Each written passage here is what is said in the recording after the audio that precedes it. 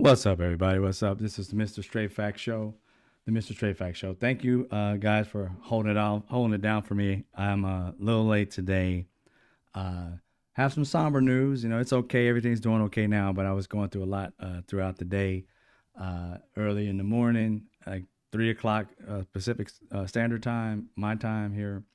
My mom is in Indiana, so she is 3 hours ahead. So at some time early in the morning hours, my mother had a stroke, and she's doing okay now. Right side is weak, not to the point where it's limp and she has no feeling, but it's just weak. So it was a mild stroke. But you have to understand, someone near their 80s, in their late 70s, having a stroke is a tough thing to go through. So and very hard to bounce back from. So we have to figure out how to take care of our queen. So bear with me as we go through this. I've been getting calls and doing a lot of stuff today. I barely had any sleep, but we're gonna get through this news today. We're gonna get through what's news. Uh, Speaking of of having a stroke or something of that nature, healthcare. Um, we've been having a lot of problems here lately. Possible pandemics of certain things. Now they're possible, haven't been confirmed yet, but we have to understand something. When COVID came to our doorsteps, there was one or two cases. That's all it was. And Donald Trump, and not his administration so much, because we still had, great doctors and so forth, and people at the CDC and WHO and all stuff like that. Even though many made mistakes, they made a lot of things right. That's just humanity. It's weird how a lot of us will not give our medical professionals the same type of respect they're giving Doge, who has made major mistakes in a matter of a month. And you got excuses as to, oh, it's early. But when we had a pandemic and lives were being lost, everybody, not to say everybody, a great portion of people were really out there acting like that they were trying to harm us on purpose. They were trying to race through something that our government was trying to pass off as just the flu. It was not just the flu. I lost my sister during that quote unquote flu due to COVID because, you know, no disrespect to anybody, but I know what happened with my family. She was believing in a lot of these Christians that she was a group of. Not that I wasn't a Christian, but I wasn't like a staunch Christian who was believing that God was going to take care of me. I didn't have to take a mask. Those people are the ones, to me, that were a part of why my sister is no longer with us. Yes, I do blame you because you listened. I blame her too, but I blame you too because she listened to you and didn't listen to doctors whom God gave the gift to be able to know when things are coming our way, and the gift to be able to figure out through the plants and herbs that he placed on this earth to protect us by. And they failed my sister, and they failed millions of us. And I'm not one that's easy to forgive. So when it comes to medical situations, please, let's leave it to the experts and stop trying to be a sidecar expert. You're not. You know nothing about it. And these people we putting in place have no clue about it. So right now, the reason why I bring this up is because we have a person who is inexperienced, ill-prepared. They consider it to be a merit. But how can you be a merit of learning something like in medical when you've never been a doctor, you've been a lawyer, and that is RFK Jr. This man has been a person who wanted vaccines, and he's been on the opposite side of like, why do we need vaccines? Wishy-washy people we don't need as leadership. We need people who can make a decision. And here we are again. We lost a child. Rest in peace, this young child. Their parents are going through it. Can we save every life? No. But we should not be passing it off as it's like every day that it's just something that's happening. It happens every day. Don't worry about it. We did that with COVID. If you don't remember, we did that with COVID. But we're going to listen to a young lady, CNN medical correspondent, Meg Terrell, who had a package about the measles epidemic and how JFK, sorry about that, rest in peace, RFK Jr. has played this whole entire thing down. Let's go ahead and listen. I think this may be RFK first. We'll see exactly the labeling of this, but it's just been insane. But let's get it.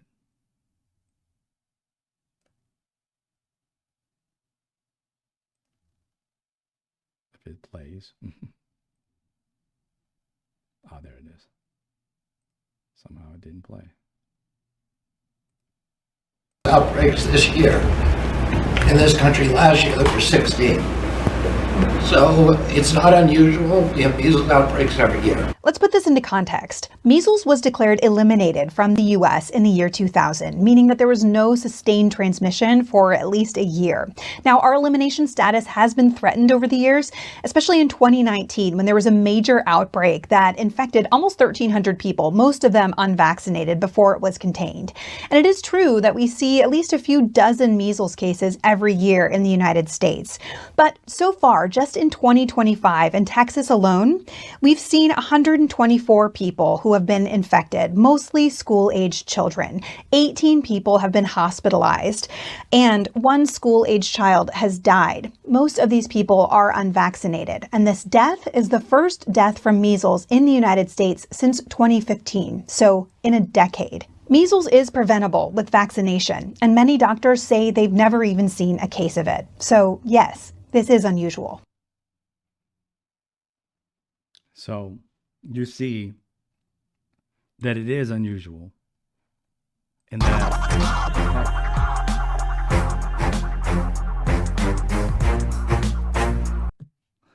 being disrespected by my own system here. But as you see, it is a serious thing. We just can't pass it by. Now, here's the thing. I'm not saying that we have to be like, afraid and scared and all that. But when you come out and speak about something like this, you should say, we are taking this seriously. We are looking into it to see so that we can thwart this off. If it becomes something of a pandemic? At this moment, it is not.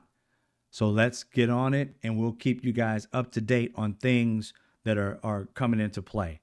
I got my team together looking into it. We're going to travel out to Texas and make sure through the doctors and other things and speak to other professionals throughout the world about anything that may be becoming a pandemic or possibly the rise of measles in other cities, states, and countries. And we'll get back to you with that information so that you can quell this, or you can get people prepared for what may be coming so that they could do whatever they can to have to be precautionary, to be somebody who is ahead of the game instead of behind it. That is so simple. And someone said my audio is low. That is such a simple thing. I'll bring it up right here. That is such a simple thing to do. But they have chose not to do that.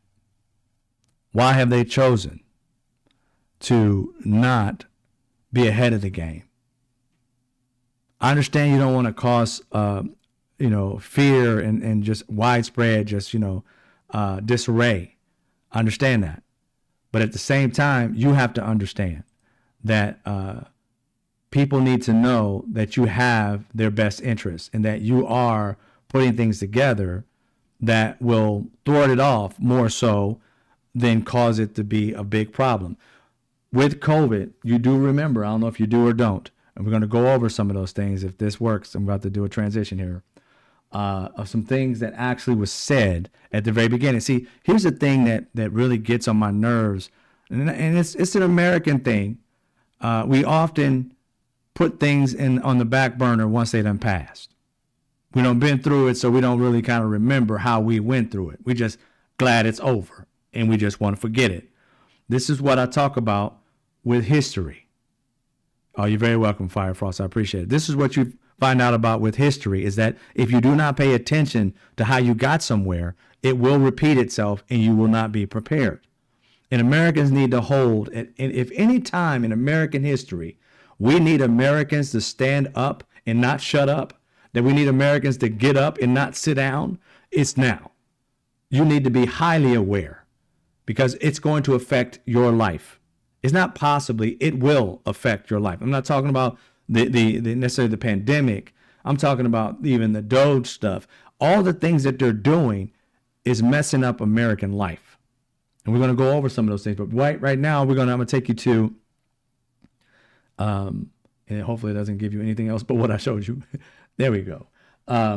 Some of the things, and we go up a little bit, these are some of the samples of what Donald Trump said. Now, you got to keep in mind what Donald Trump said about the coronavirus when it first started. It's going to bring you some thoughts and everything like that of RFK Jr. today. When it first, in January 22nd, the day that the Centers of Disease Control and Prevention confirmed what it thought was the first case of the coronavirus in the United States, what did Trump say? We have it totally under control. It's one person coming in from China, and we have it under control. It's going to be just fine. Did it turn out to be just fine? No, it didn't. What did we find out a year or so into it when he had his interview with one of these writers? We found out that Donald Trump knew from day one this thing was he says, Zach, where he goes, 5% worse than the flu. These were words that came out of his mouth after almost 1 million people had already died. And he still was trying to play it down. It was always our intentions to play it down. His playing it down took my sister's life, took 1 million people's lives, all at the same time building a core of idiots who just didn't want to wear a mask and protect your citizens in your community. You cared so much about wearing a mask, and it was against your whatever, that you didn't even think about. Some of these people didn't even think about, I'm protecting their life from me, because if I get it, I may survive. But if I walk past an elderly woman, she may not. It's an inconvenience for me, but I'm saving her life. No compassion, no empathy, no care in the world about anybody else but themselves. That's all it was. And the majority of them were Republicans who were forming into this cult, and had already been a cult, but this super cult called MAGA. Don't care about anybody else. Many MAGA people, even, I ain't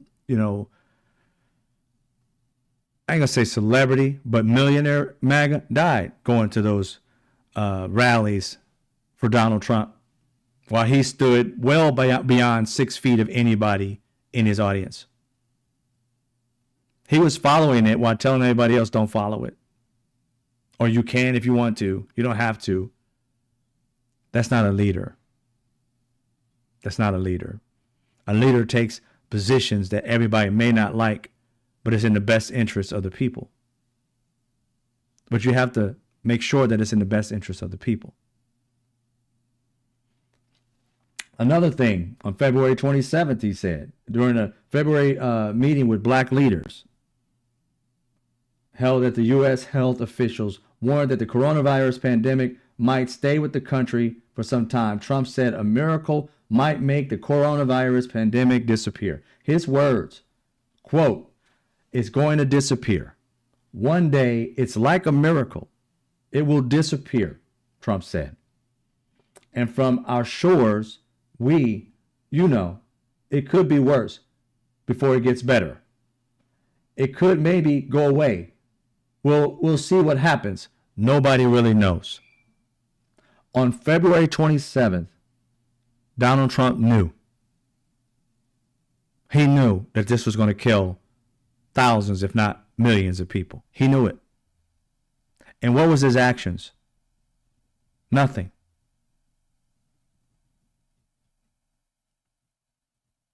This is the type of person they want to be a leader. They did nothing. That was February 27th. Nothing. While saying, nobody knows. It could get better. It just might go away. Miracles can happen. When God, if you believe in him truly, has given us gifts that he didn't give other beings on earth, gave us the brain to think, gave us the tools and the resources to put things together. If you break it down, we have created, and through God, with the resources that's been placed on this earth, many fake things, but we've created it through things that he gave us on this planet. So to say that healthcare is not of God, then how else did we create it? How did they get the idea? Now, don't get me wrong. There's some evil in some of these things that people are using for money's sake, for harming people on purpose sake. I get it. I'm not saying anything's perfect. But if something works, you should not be going against it just because you got a feeling. Please do some homework and then come with some actual facts and data that is going to help a person's life. Telling somebody not to take a vaccine did not help anybody's life.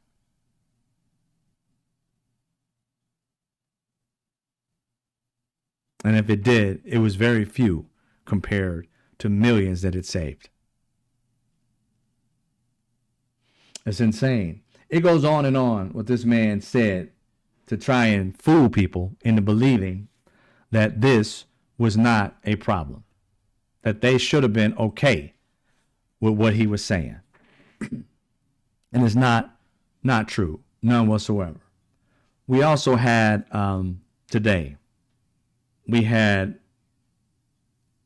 Donald Trump holding the cabinet meeting and having one of, or if not, the richest man in the world in the room just talking about a lot of nothing. And that we're going to basically apply Silicon Valley ideology to the government. See, this goes back to the problem that I've been telling everybody again. America, as far as a democracy, as a government, we are not a business, nor should we ever treat it like a business. It is always meant to be a democracy. A government looks out for the people. You pay your taxes into it so that they look out for you when you need it. If you're paying into unemployment and all these different taxes, when you're unemployed, money goes back into your pocket. We're buying into a system that's supposed to be for the people and by the people. What Donald Trump is doing, along with his rich sycophants, is saying you don't matter unless you're rich. We're doing it for the people. Well, how are you doing it for the people when you're firing the people and then having to rehire them because you messed up? How is that for the people? You just wasted money and had to bring the person back. And this is not the only time he made a mistake. He made one last week, huge like that. And then this week, he talks about another big issue that he made. You start to see a pattern. We're going to make mistakes. Well, no shit. But make mistakes that are actually calculated in the sense that you made a mistake by actually looking over the numbers and saying, oh, I put a 1 instead of a 3. I can get that in a sense. But when you're cutting out whole departments that help America be safe, how could you overlook that? This tells me you haven't done your due diligence to make sure that a department that is built to end Ebola, or at least keep it thwarted, keep it back so that it doesn't become a pandemic, you cut that department and then you said, oh, we just cut it right back on and they had no problems. I'm like, no, you had problems. In order for you to know that it was wrong, somebody had to scream, ouch, this doesn't work. You should have known, ouch, before you cut it. See, Silicon Valley, and you'll hear about Silicon Valley a lot through me. Silicon Valley became wealthy because of NAFTA. They sent your jobs away, and then they started investing in a bunch of these tech people to start creating jobs that were basically like the gig economy, so that a lot of people can have a bunch of jobs, but we don't have to employ them and give them insurance, health care, and all that. That helped start that whole thing.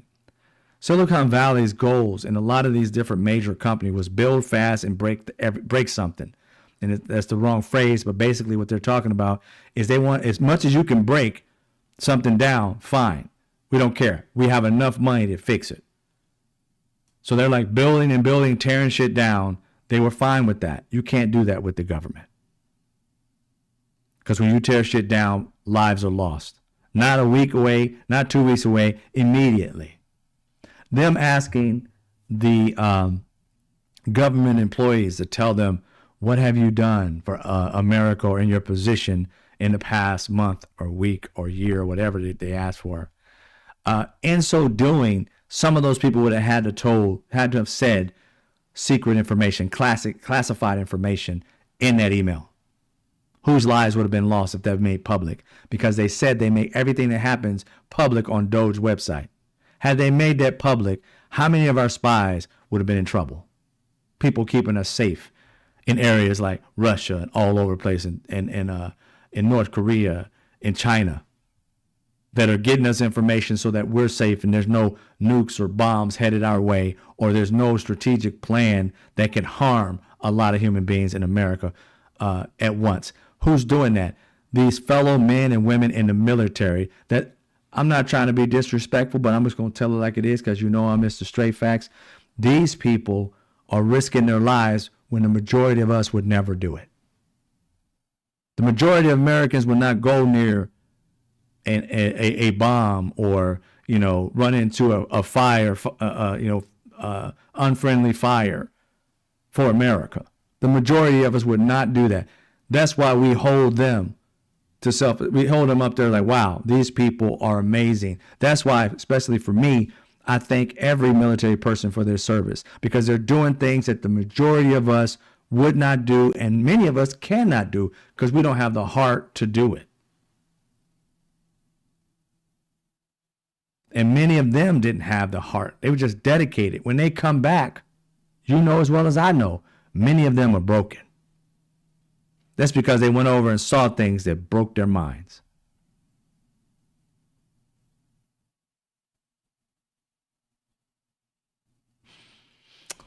Those are the things that we have to deal with. And he broke the Ebola prevention and then said, oh, we started it back up. It was okay. See, these are things they're willing to tell you, and that's horrible. Think about the things that they did and messed up that they're not telling you. That is causing people to be homeless right now. Not even homeless, but, well, some of them said that they're only like a month away from being homeless. At least I saw one guy speaking earlier today. Not military. Well, he was in the military, but he was working for, I think, the FBI or government position. And he's like, I don't even know if we're going to be able to have their home anymore. We might be homeless in a month because we can't pay our rent. Because they got fired out of nowhere. You can't give them 30 days. It's just insane to me. We had a situation where these federal employees were highly disrespected by a sitting representative. And that was, and I'm going to show it right now, that was Marjorie Taylor Greene.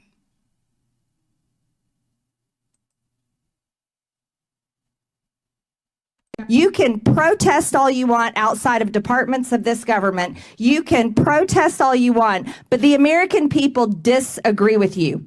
You're protecting the bureaucracy. The bureaucracy is not a business. Those are not real jobs producing federal revenue. By the way, they're consuming taxpayer dollars. Those jobs are paid for by the American tax people who work real jobs, earn real income, pay federal taxes, and then pay these federal employees. Federal employees do not deserve their jobs. Federal employees do not deserve their paychecks. Now, how can you say that about the federal employees? See, one of the things that's missed in what these people are saying about these people is that they're making it seem like they're numbers and it's a business. It's not a business. The government is not supposed to produce a product and have a return of investment. All like it's not McDonald's. They're not making burgers and selling them and having product and selling it. No, we're running a country, which means it can't be a situation where we just focus on money and on profit, because then you can't take care of the people that way. When you deal with a business with money and profit, think about it for a hot second. When you're at work, ladies and gentlemen, if you have a job or you have a business, when you're at work, Now, who is the most important source at your job? It's usually the owner. Then it goes down to the lowest paid employee. So from the owner to the lowest paid employee. But when you run it like a business, and when you run the government, it's about everybody's supposed to be created equal. So if you are poor, we're supposed to do whatever we can to be able to help you to level it off, right? So we can have different levels of employment and pay, and people can work their way up, American dream type of thing. But when you treat it like a corporation, the only important people are the owners. Everybody else is expendable. When you treat it like a government, you all matter. We only get one vote, but we all equally have one vote. You treat it like a business, your vote doesn't matter. Because now it's all about return of investment. Now it's all about only helping wealthy people, as you can see with Donald Trump's gold card replacing the green card. If you got $5 million expendable cash to come here to become a citizen, you got to ask yourself, why would somebody who's made it wealthy as hell in their own country want to come to our country to become a citizen? So usually people who come here to become a citizen are looking for a better life. Even if they're wealthy to some degree, they're coming here to start businesses and have an extension of their business from somewhere else. It's like, oh, we got this chip company in whatever country. Well, I want to come to America and expand my business. And they would come here just temporarily. Mind you, these things have been going on for a while. But why are they making a big deal out of it, saying 5 million that these people can come in? They're juxtaposing that to brown people getting kicked out. We need people with merit, which are rich people. And more than likely, these are going to be people that are white, and more often than not, people from Russia. Donald Trump was being asked at a press conference when he literally said that he was going to have this $5 million or $8 million, or is it $5 million gold card. And they said, does this extend to the oligarchs in Russia? Yeah, I don't see why not. I know some good, Russian oligarchs. There's some good people. Our enemies have good people. He talks more trash about Americans who've been their entire lives, who have fought and lost limbs and lives for America. And this man literally said, I don't see what was in it for them. They were like stupid to do this. Why would you fight for this country like this and end up with one arm and all? That's what he said about our military. And then went on to talk about people who have been our enemies for decades upon decades, as if they're better than the military men and women who fought these other countries and got harmed and died. They're suckers and losers. I don't know what needs to happen for people to wake up, but y'all need to wake up. Most of the people in my room, I'm sure, already awoke. But the rest of them, you guys are asleep on this whole entire system. It is not being built for you. It's being built to make you feel like you're better than somebody else while they rip the rug right from underneath you because you're fighting us and not the people who are stabbing you in the back.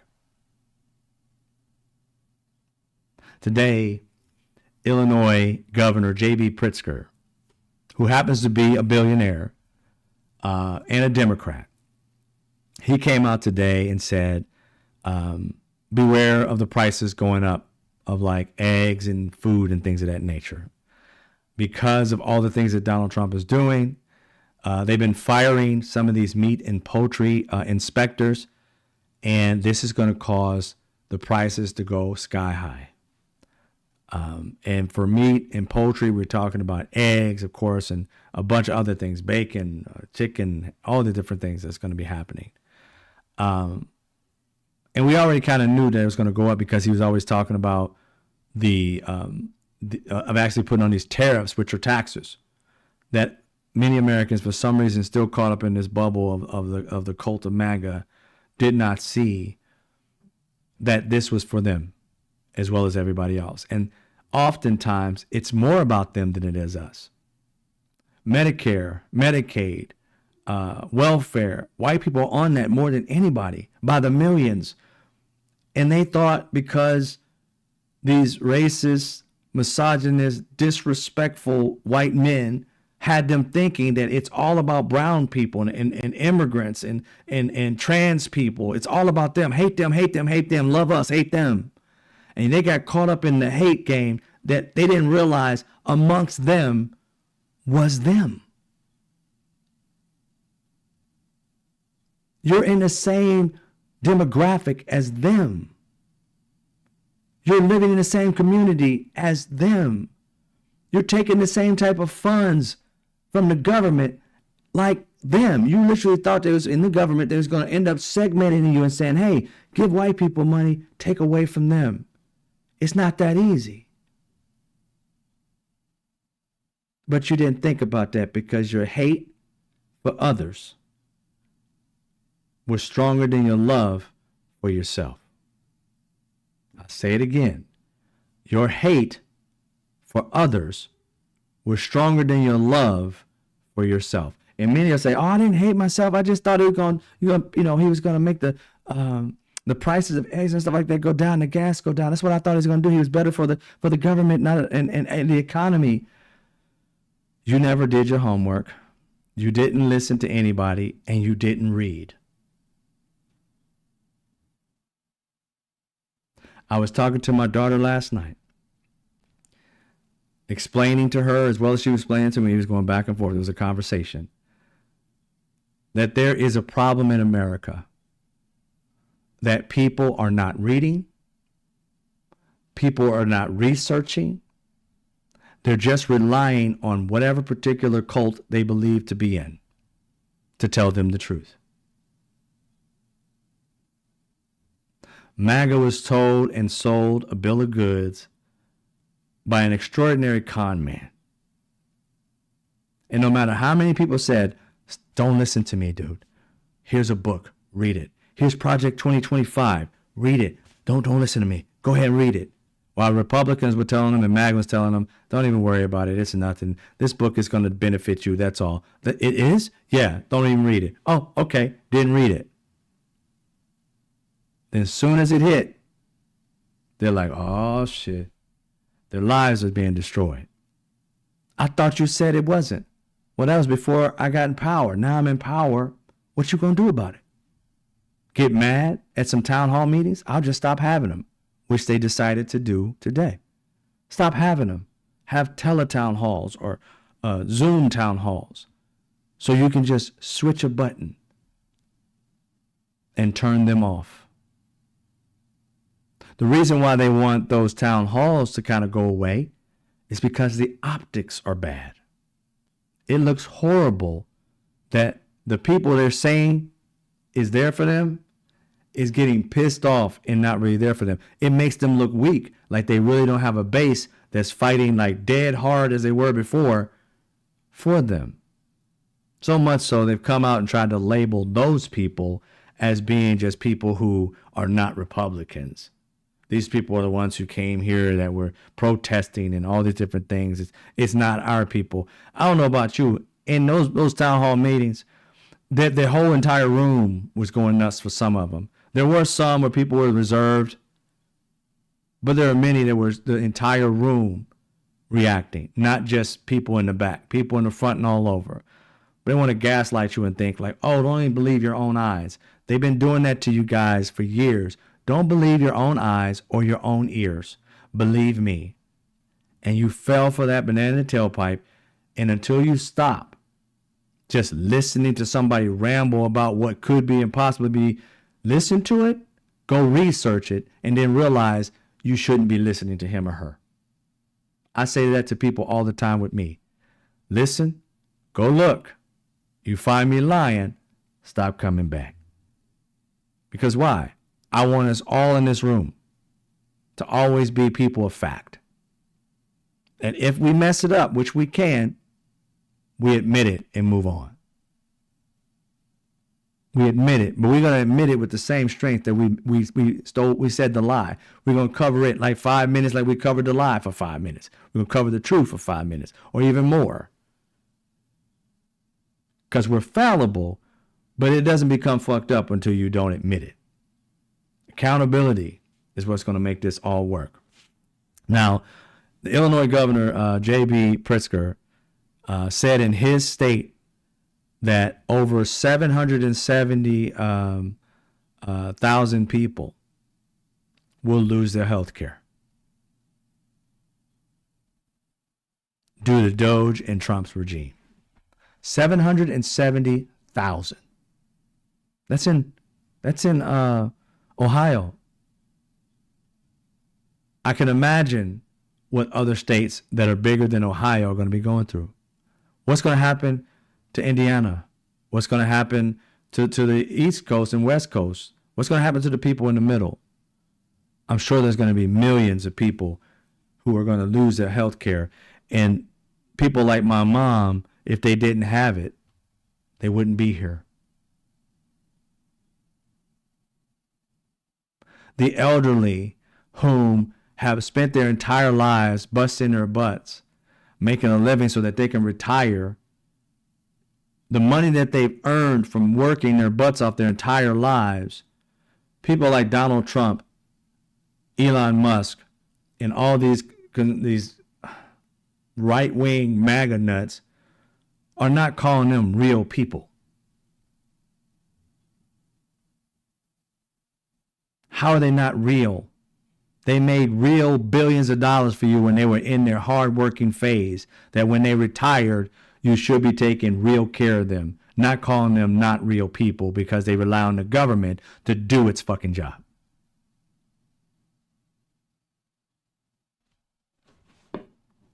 Yeah, Illinois. Okay, it's Illinois that's going to be losing it. 700, that's right, not Ohio, just in Ohio, but it's in, he's from Ohio, my bad. You're right. Who was that? Mike McCullough. It is Illinois who would lose 770,000 jobs. I appreciate that. But he is the governor of Illinois, and he mentioned Ohio himself. I forgot that the actual, he mentioned that Ohio would lose health care, but he was talking about the total amount, but he was talking about Ohio in the conversation. So that's how I got it conflated. But you're correct. In Illinois, 770,000. And I don't know what Indiana or, other states are going to lose. I will be following up on this down the road. But I appreciate that, Michael McCullough. As we go through this, you'll see, there's going to be some things that I need correct, and I will correct it. And I have no problem correcting that in front of you guys. That's what we should be doing. According to CBS News today, 20 plus Doge workers or employees resigned in protest against dismantling critical public services. Now, these people have been working for organizations, and there's one that's called USDS, United States Digital Services, or some of that nature, which a lot of employees from Doge are from. They quit because they think that this thing is dismantling. This Doge is dismantling critical public services that they didn't expect to be cutting. Most of these people were like data analysts, computer programmers, and things of that nature, and worked in different various tech services prior to this. They recognized that they thought it was an important thing to cut back, which I think we all kind of understand that the government needs to be cut back. But it needs to be done in a professional way, not just willy-nilly and just cut stuff and then have to spend money to fix it. But they said that by them working with in behind the scenes with all this, that something basically to them didn't seem right. That these things were being done haphazardly. These things are being done haphazardly. And so 20 plus Doge workers resigned.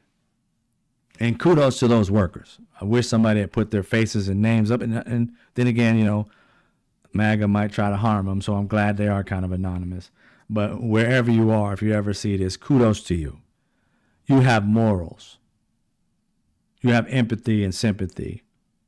Public services, not just regular, but critical public services, these people were cutting and then finding out later, oh, we need it. Now, here lately,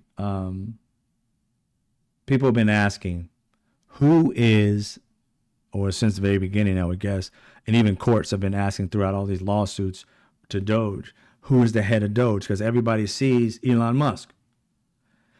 Well, it's not Elon Musk. Well, to be honest, that's who I thought it was. Not until these courts filed these lawsuits did I think it was anybody else. Nobody else has spoke. And again, why is he the spokesman for something? And how is he explaining something when he's not there day to day to actually do the work? I don't know about you guys, but this is my assumption of this. Elon Musk is a firewall between the Republicans, MAGA, and the American people. We're supposed to get mad at Elon Musk / Doge, but not at Donald Trump and the MAGA representatives and senators. But they test it out by going out to these town halls thinking that they can always pass the buck to Doge and Elon Musk. Well, I don't know what's going on. That's Elon Musk. But let's talk about this, that, and the third. Well, being that in-between person, these people, these MAGA people at these press conferences are going, or town halls, are going after these people. Verbally now, but continue these cuts and see what happens. He literally said today that they're trying to get billions of dollars every week or something like that for the next few years. I look it up. I think I got it on a video here. We're going to see a little bit later. But you haven't even, when they did the research, and this organization did research on it, and I'll get the actual name, but they came up with something to the effect that he had something like $230-something million for something. And it was literally hundreds of thousands of dollars they had saved in organizations. Everybody's heard and seen one where he said $8 billion was saved when it was actually $8 million. These are huge differences, which means that $55 billion is nowhere near $55 billion. And at this point, people are getting upset with what he has cut so much that it's verbal. It's visceral. And now we got to figure out, what are they going to do? What are they going to do?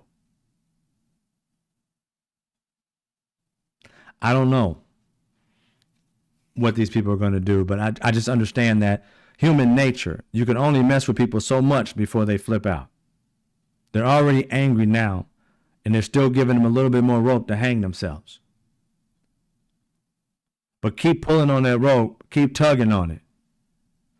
They're going to Mike Pence these people. And Mike Pence was something they tried to do and just couldn't get in touch with him. But these people, they are going to get in touch with. Now, the course was asking, and finally today, they came out, the press secretary came out and said who was actually the person in charge of Doge. It's not Elon Musk. I'll show you once we get this, if this come up, who it is.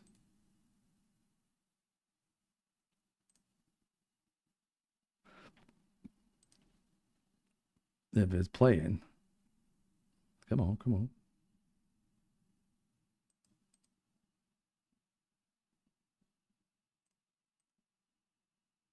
Could it play? I guess it's not there. Oh, there we go. Exactly did Amy Gleason start her job as Doge administrator? So Amy Gleason has been the Doge administrator for quite some time. I believe several weeks, maybe a month. I'm not actually sure of the specific timeline. She's a career official. She's doing her job as the administrator of this organization. I know everybody's very interested in her name and who she is and what she does. There's a lot of people who work for the federal government. They're just trying to do their jobs, and that's what she's doing. Doge staffers told us yesterday that they found out about her being the administrator yesterday. Why is that? You have to ask them. They're clearly unaware. I don't know. Mayor, did you announce her position to the rest of the Doge staff?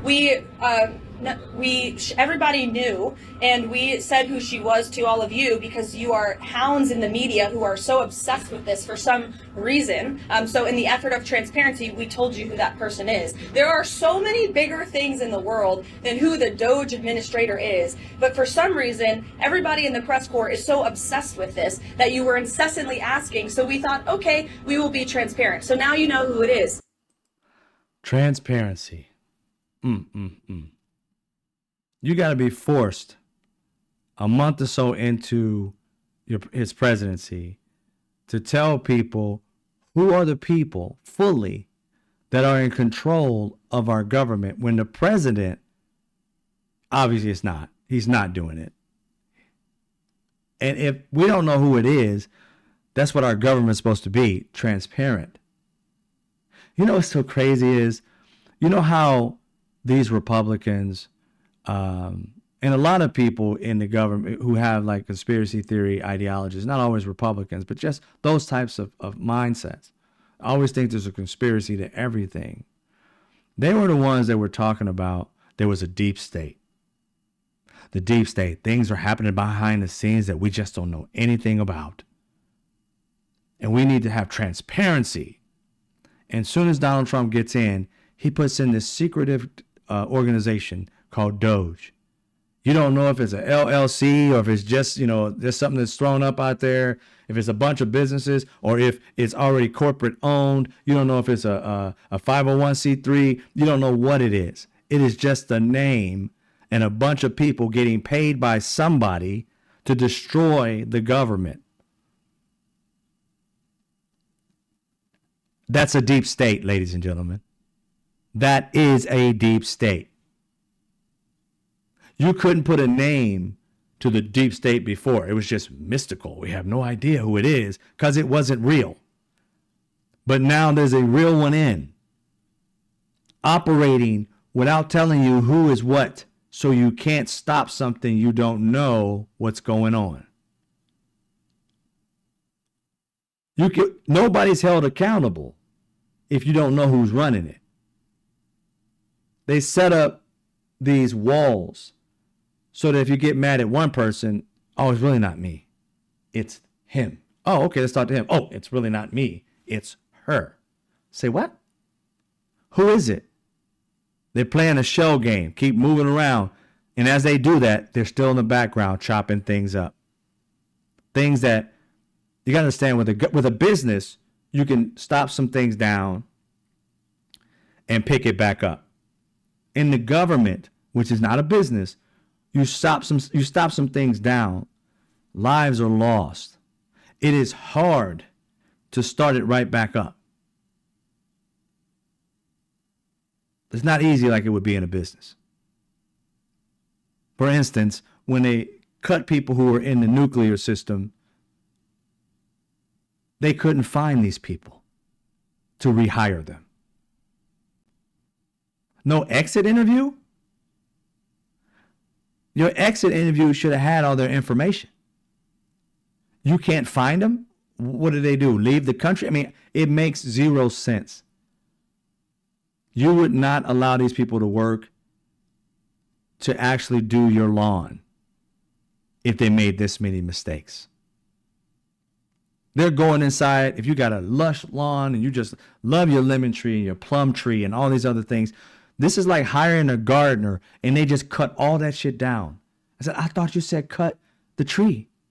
I said the limbs, idiot. Oh, okay. We'll just plant another one. We'll fix it. You can't fix it. It's not going to produce lemons for years. You can't just fix it. That's what a government's like. You can't just fix it. You destroy it, a lot of problems happen, and depending on how long you destroyed it. The idea that they cut things for Ebola and didn't realize it's what keeps Americans safe from having this disease unalive a lot of us. What are you trying to do? Start another pandemic? We got the measles going on with RFK making huge mistakes, not protecting us, trying to play it off like Donald Trump did COVID. We got Ebola, someone who says we need it, but somehow cut it and laughs and jokes about it as if, oh, just, I'm going to make mistakes. I thought you was the genius. I thought you was the smartest person on the planet. How you making these little simple ass mistakes? I thought that, supreme beings don't make these silly ass mistakes. You do your homework and get it right.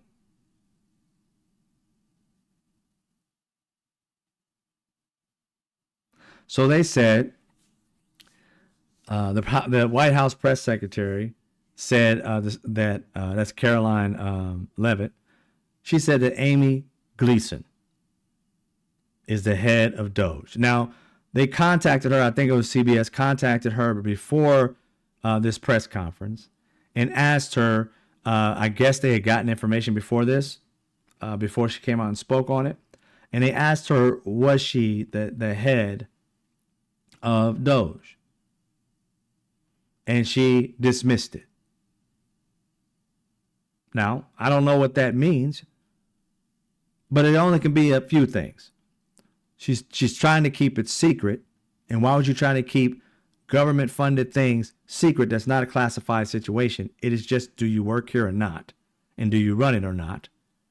Or they just threw her ass under the bus because they don't want any heat and they'd rather her take it. You figure out what it is for yourself.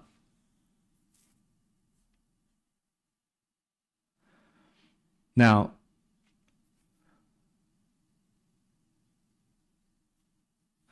Ionia, I'm sorry, I'm trying to figure out how to say your name properly, but I'll get it right in a minute. But you said, now, do you believe that Muskrat is not overdosed, though? I know the Republican Congress people are at fault, but Muskrats ain't innocent. No. Are you talking to Janet? No. I know that that Elon Musk and Donald Trump are the head of this. This is what I believe, and I'm going to keep on it, but I don't know yet. But this is what I believe. This is my hypothesis, is that she's a scapegoat. Donald Trump uses Elon Musk as a shield. Anything goes wrong, he blames him. Elon Musk is now trying to use this woman as a shield because he's been noticing a lot of mistakes, and he's now coming out having to be the face of a bunch of mistakes and play it off. Doing this many mistakes, trying to save billions of dollars every day or every week for the next, 6 months. It's not going to be one easy task. There's going to be a shit ton of mistakes. So now she, in my mind, is being named because she's the scapegoat for the fuck ups now. There's too many mess ups for Elon Musk to be the person that's coming out there and being made the scapegoat every time for Donald Trump. So now we got to have her. If I was going to predict the future, and I'm not a person who does, I think she won't last long. Because the mistakes that start to roll out over and over again, if Elon Musk has to do it, he starts to become the face of fucking up. He ain't gonna like that. And then they're gonna say, she's been messing up. I have to get in control of this. I try to give other people opportunities. They're just not up to par. After all, DEI, she didn't earn it. We got to hire a white man. And then that's what they're going to do. These mess ups, they were not about to put a white man in power over that other than Elon Musk. They had to find a woman to be the scapegoat. And when all these mess ups happen, she is DEI.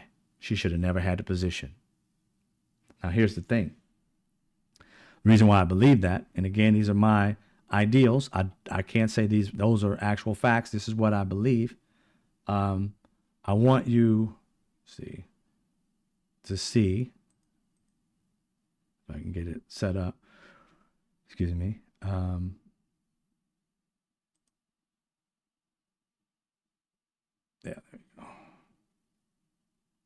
this person that they talk about, Amy Gleason. I wanted to know more about her myself. And there we are. Amy Gleason. I had to go look up her LinkedIn, y'all, because I wasn't about to just sit there and just say, oh, whatever they say she is, she is. Now, we spoke about this, I think it was on yesterday, and probably on Monday too. But the least you need in a team like this, and possibly leading this team, is a forensic accountant. Someone who knows about accounting and technology, because the government is ginormous, y'all. When they audited Donald Trump's businesses, which is nowhere near the size of the government, it took over 4 years, because it was after he was the president, he was done, over 4 years for them to do an audit on his businesses and transactions. Donald Trump is merely a blip of what the government does. I mean, like a blip. And you're telling me that you plan on in 6 months to do what it took them over 4 years to do for Donald Trump's companies. It doesn't make any sense. And even if you're going to do that, you would have a strike team that would be extraordinary. No little experience. Everybody would have to have extraordinary experience to be able to weed through these things and know what is attached to what. This organization is attached to this part of the government, and those funds are attached to this part of the government, and these funds are attached to contractors and American citizens.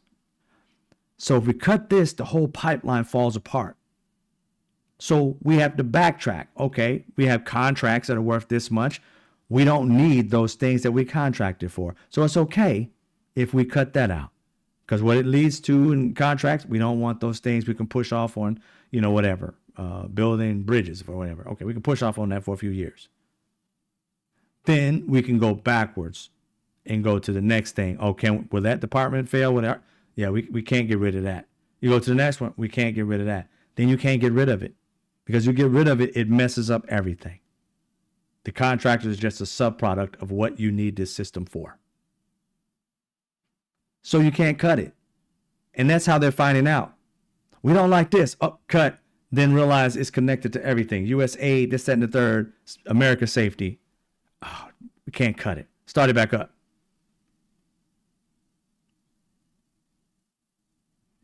You knew somebody was screaming in the government. You can't do it. You can't do it. And Doge did it anyway.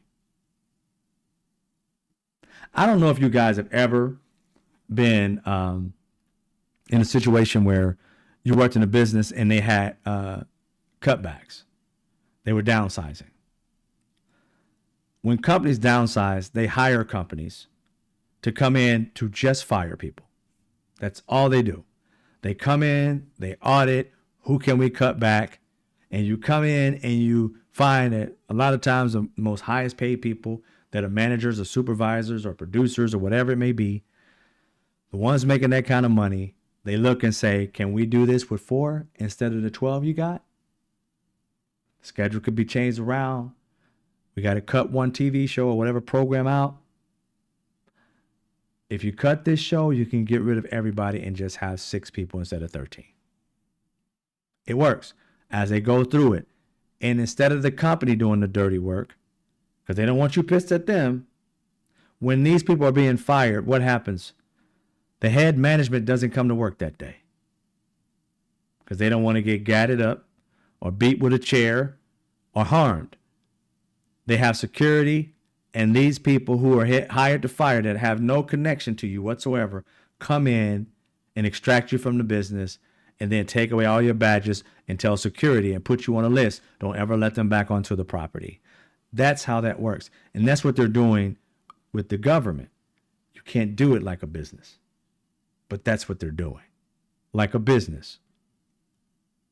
But they're destroying lives and saying that these positions are not something that's guaranteed to them. Taxpayers pay for your jobs and you don't necessarily deserve your jobs. It's not. I'm sitting there like Marjorie Taylor Greene. Why don't you start with your $170-something thousand a year? You're a business person. You don't need the money. Give it back. Oh, no? You ain't got a problem with that? The people who are working for the government pay taxes. You're talking about them like they're living for free on the government, like they're on welfare. This is their full-time job, not like you, Marjorie Taylor Greene, who has a business and makes money on the side while coming here and getting a check for doing absolutely nothing. They're actually working every day to keep us safe as a job, not a side gig. And you're telling them that they're the ones leeching off the government when it's you and rich people. Never mind the fact that Marjorie Taylor Greene got millions of dollars from PPP loans and didn't have to pay it back. These people are complete hypocrites. 100%. These military men and women, these federal government, because most of the people in the federal government are military people.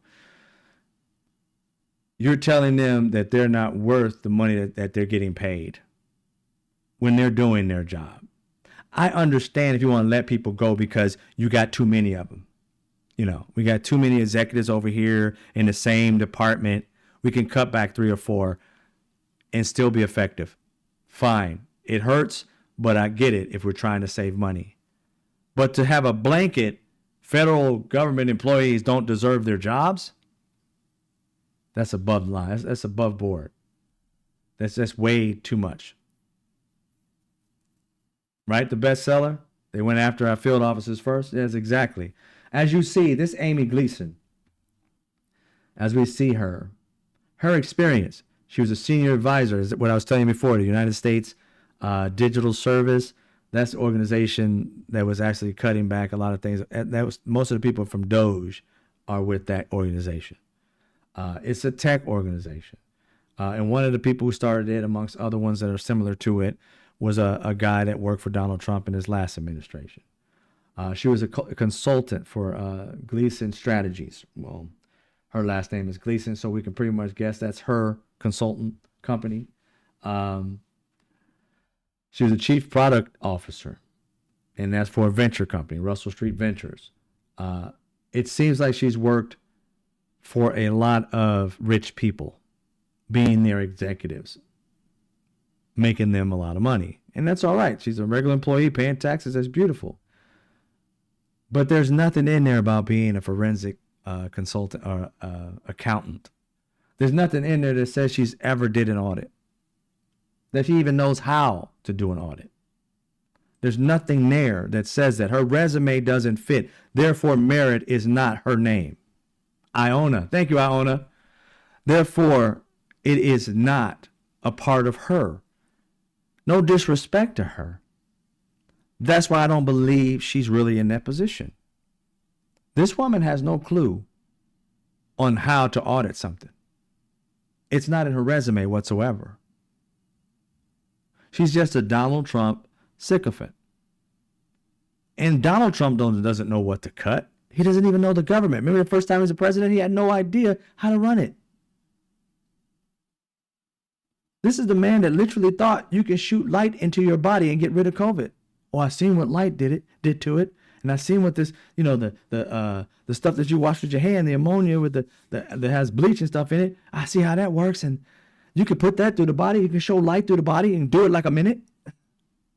This guy thinks he's a genius when he is dumb. And that's a kind word to say. Dumb. No 5th grader would think that if you took any kind of bleach or ammonia or light and shine it in your body, that it would get rid of anything except for blood, because you had to cut your body open to put it in there. And this grown idiot is running the country. America's in trouble. But that press conference, Secretary Caroline Leavitt said that the media is obsessed with knowing who's running it. Why wouldn't we be We're obsessed. You guys are obsessed with cutting back dollars. Why wouldn't we be obsessed with who's doing it? I think Democrats and other people who are not Democrats but just want the government to work effectively, you're the ones who need to be yelling at them that at this point, Doge does not stand for, Department of Government Efficiency. It is the deep state.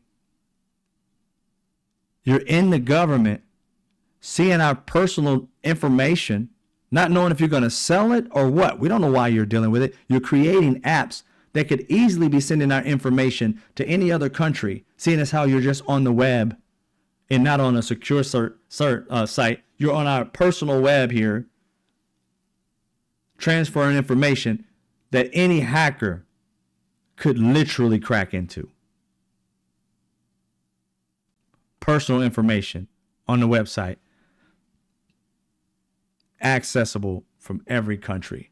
This is a huge threat to American security. And while you guys are, and myself, are bitching, moaning about, these people are wrong for us, true. But they're doing things that are illegal. None of our stuff should be on a personal server. You guys, those people literally said, lock Hillary Clinton up for having her own personal server. It's hypocritical because in the office when Donald Trump was president before, they had their own personal server. It's more than what people are saying. Just know and believe it is more than what people are saying. Now,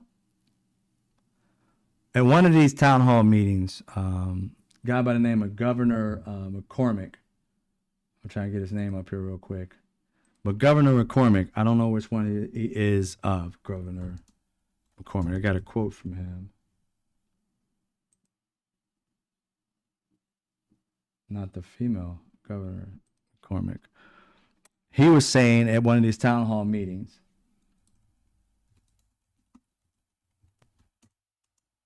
there he is, Republican Representative Rich McCormick of Georgia, the one who was getting booed. He was saying in a quote that he is supportive of Donald Trump and Doge, but he wants them to have some kind of political, and he didn't say these words, but he wants them to not to have political incompetence. He wants them to literally move slower and deliberately. That's all people want. First of all, transparency. And if you're going to cut back, fine.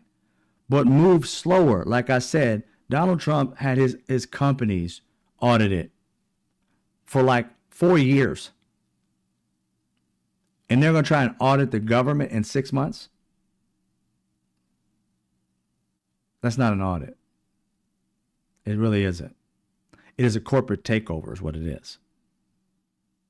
It's what Elon Musk did to Twitter before he turned it into X. Spent a massive amount of money to get into it and to buy it, and then tore it apart. Bought it for like 45 billion or somewhere around there, or 55. I think it was 45, but billions of dollars, and is worth less than 10 now.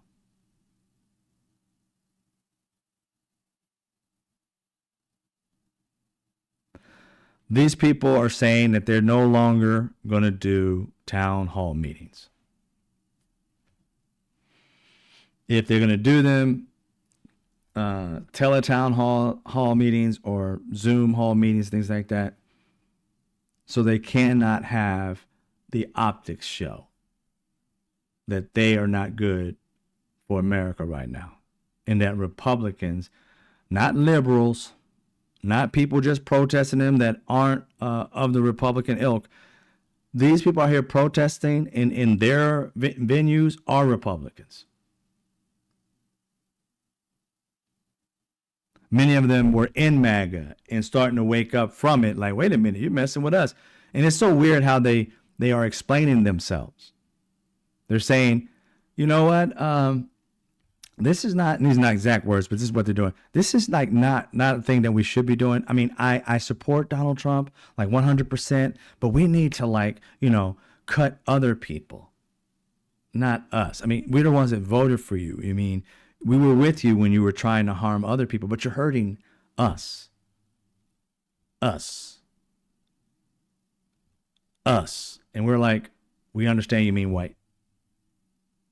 But these code words are not, cutting through. But not being secretive. They're cutting through. We understand you're saying you're messing with white people. You told us you're going to mess with brown people and black people and the gays and the LGBTQIA pluses. You're messing with like real people. That is a quote from one of them. You're messing with real people. Because white people are coming out losing their jobs. Veterans are coming out losing not only their jobs, but certain things for Veterans Administration that veterans should be getting. It's a sad situation. These town hall people, I'm going to tell you right now, if they try not to go to town hall meetings or set them up, so to speak, first of all, those town hall meetings don't have to be closed down because they don't show up.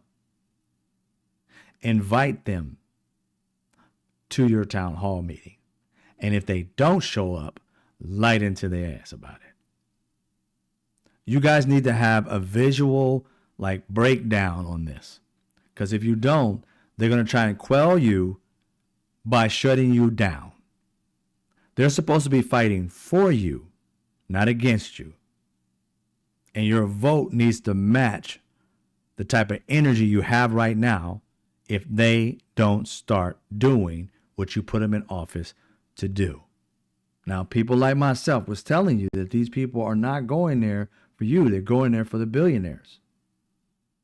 And I want you to understand what just the optics look like. See, Donald Trump's like a producer. So he has a lot of things about optics. These optics of these people getting yelled at and screamed at by their own people and nobody in there going up against them. I think I saw one where a guy said, "Get to your question." That was one. I don't know who he was in the audience. It could have been one of the people who was leading it. It might have been somebody in the audience who was just there. But that was the only one I saw. All the rest of them, people screaming and people being quiet, not defending the Republicans who were on stage. So they had nobody in their audience to turn around and throw something at somebody. Because remember when Donald Trump was running the first time, you had these people who just didn't like the fact that anybody said anything against Donald Trump. So they would run around socking people in the face and nose and knocking them down and dragging them out. Yeah. None of that happened at the majority of these meetings. Nobody was there to defend Trump's ideology and that person standing on their stage, their ideology of being a sycophant of what Donald Trump is doing. They had only people going against them and nobody going against those people who were yelling. That's not a good optic for somebody who's trying to be a dictator or authoritarian. They want people to fall in line. And when their people look weak, they don't like it. So that guy is an extension, this Governor McCormick, he is an extension of Donald Trump. And when he goes out there and supports him, and these people are yelling at him saying, "You don't want to be a king," it makes Donald Trump look weak, and it makes that dude look weak. Or whomever it is. It could be a woman at certain times. And so he doesn't want that optic. Now, citizens, the optic has to be, you have to continue pressing it. Because if you do not, they will quell it and they will shut you down and you'll have no power. These people are for Donald Trump and the wealthy. And I'm going to give you an example. You can go look it up because it's not on this particular show.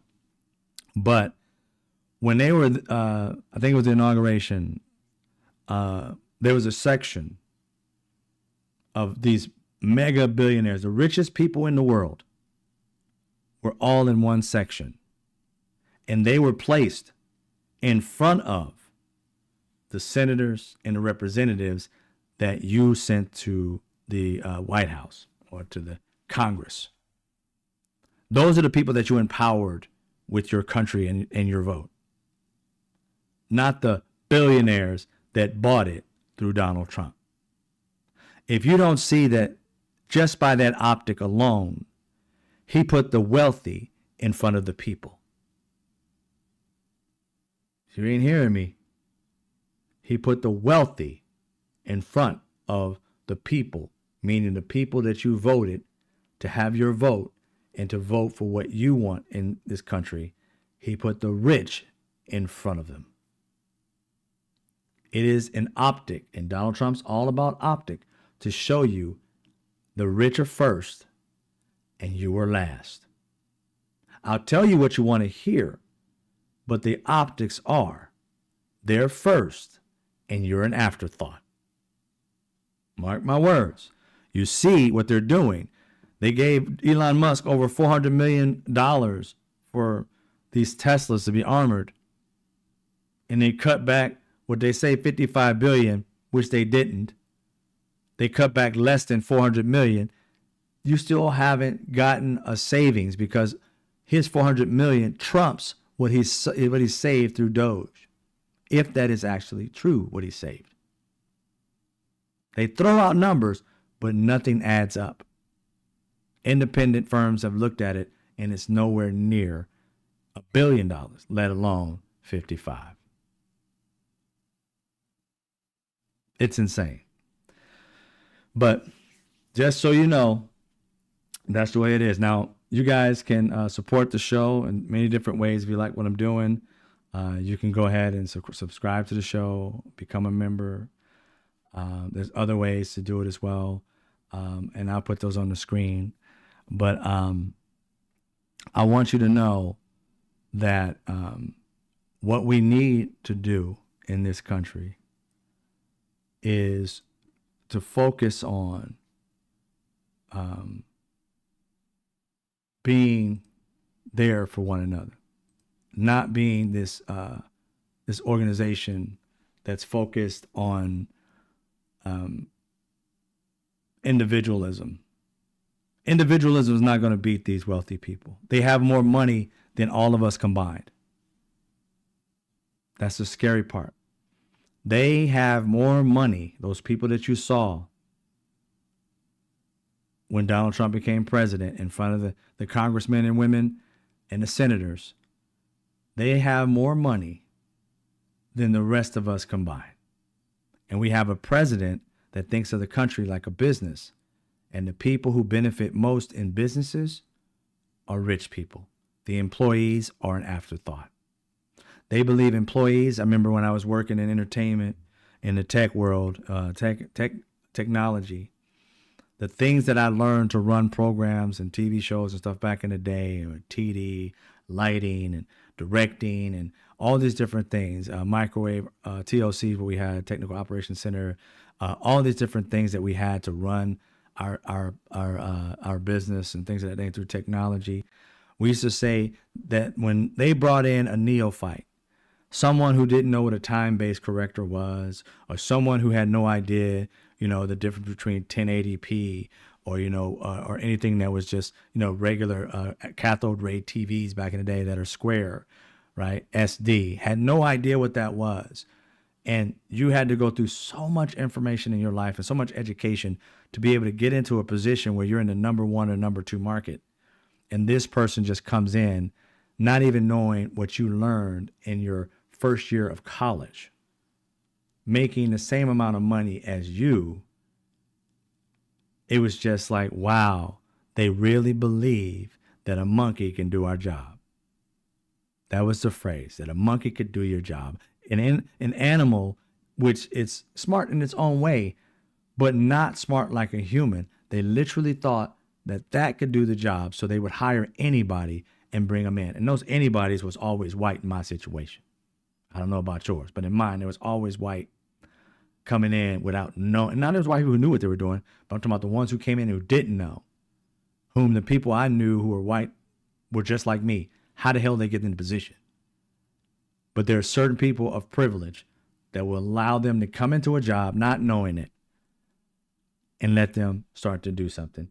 That's what happens. That's going on right now with Doge. These people have no idea what they're doing, but they're not coming in as a neophyte.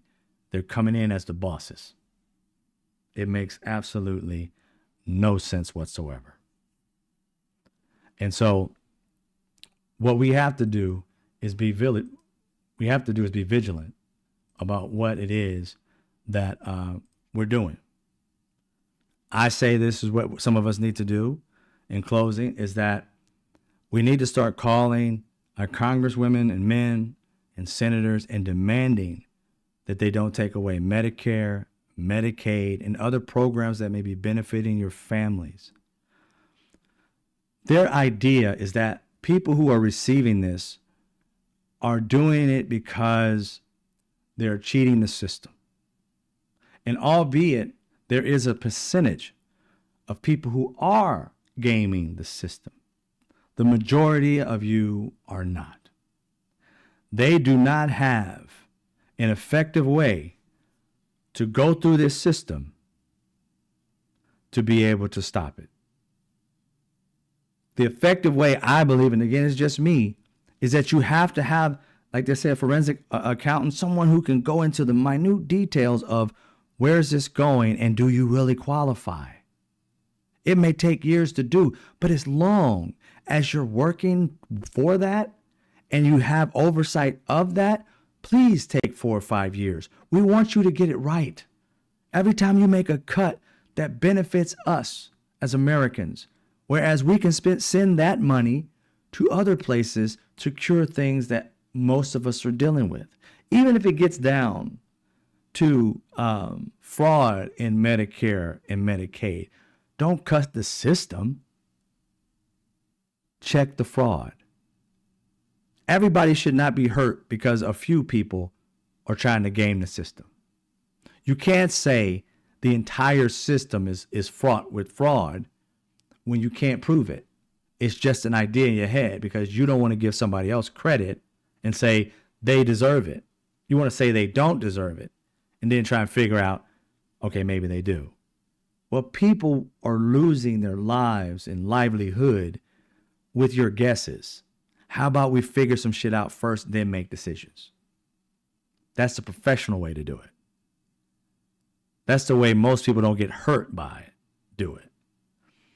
You want to do it like a tech company, crash and burn, and then ask for more money to build it back up. Well, these are our tax dollars, and I, for one, don't want you to crash and burn. I want you to go through it with a fine-tooth comb and get rid of the people who are causing fraud. Now, it is my belief that the majority of the fraud in America is corporations.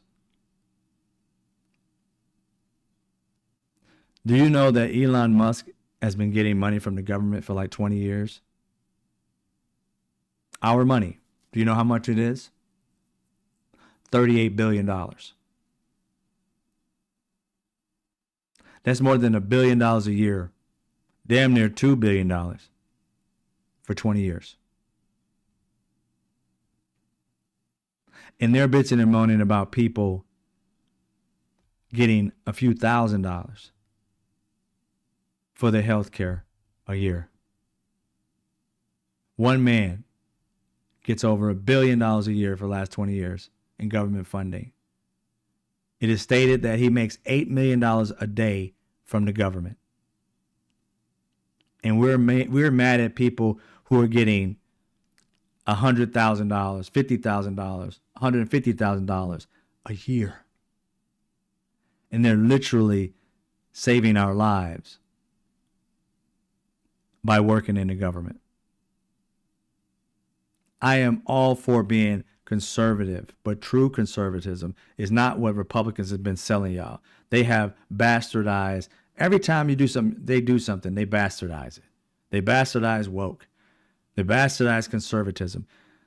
Being conservative, or at least fiscally conservative, is very simple. You save more than you spend.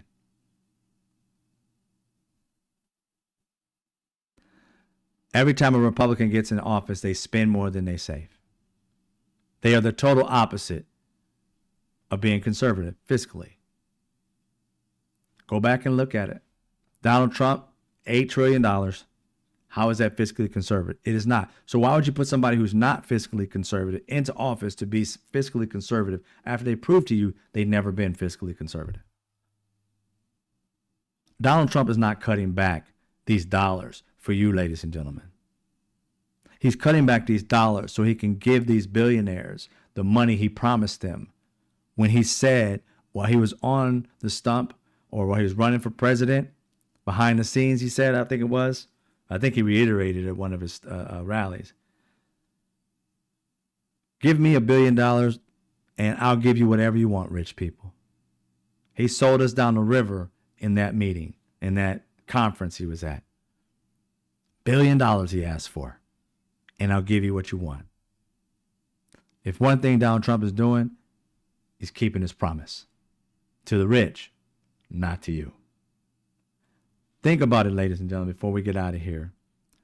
Donald Trump has not kept his promise to anyone but the rich. They're the only ones who felt no pain thus far. They're the only ones who've had gain thus far. Estimated at almost $1 billion, $700 million that Elon Musk has made since he got into office, since Trump got into office. Now I know that 400 million, it came out on his document as, and this is their document, Doge's document, nobody else, so you can't blame nobody else. It said Tesla EV vehicles, whatever, bulletproof, whatever you want to call it. There wasn't exact words, but you know what I'm talking about. That was going to be 400, was it 300? No less than 300, more than 300 and less than $500 million. So they guesstimated 400 million. And when everybody just flipped their lid, they took that off and said just like, EV vehicles, not Tesla vehicles. How do you make that mistake? They only fix things that make it look bad for them. But I trust me, they're doing it because it's all good for them. It is bad for us. If you go and look, you'll understand that business people receive welfare. They're called subsidies, right? They receive billions and billions of dollars to create jobs that they never really create. And they don't have to pay it back. They just have to meet metrics, and the metrics aren't how many jobs they have to create. We should not treat this country as a business. If we do, we shall destroy this great experiment that we call a democracy, that we call America. The people in America, for the most part, want the best for us all. But they're many of them, easily distracted with their hatred of others and not the love for themselves. Donald Trump is not a benefit to anybody in this country but himself and the billionaires who pay him to give a damn. Trump has no feelings for anybody. Have you ever seen him really have an emotional moment with his family? I was always taught as a kid that you can tell the measure of a man or a woman by how the way they treat people they love. If they treat people they love like shit, don't give them the time of day. Donald Trump treats those who quote unquote love him like trash. And you continue to think he cares about you, MAGA. You're fooled.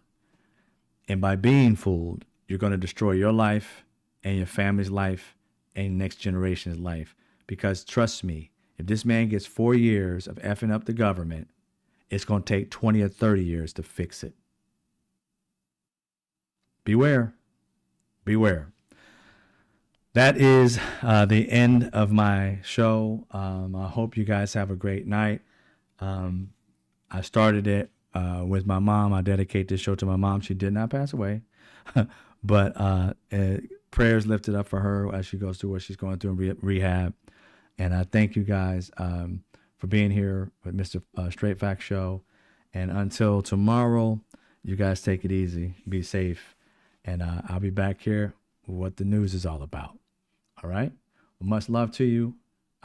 Take care, And we'll see you, excuse me, when we see you. Good night.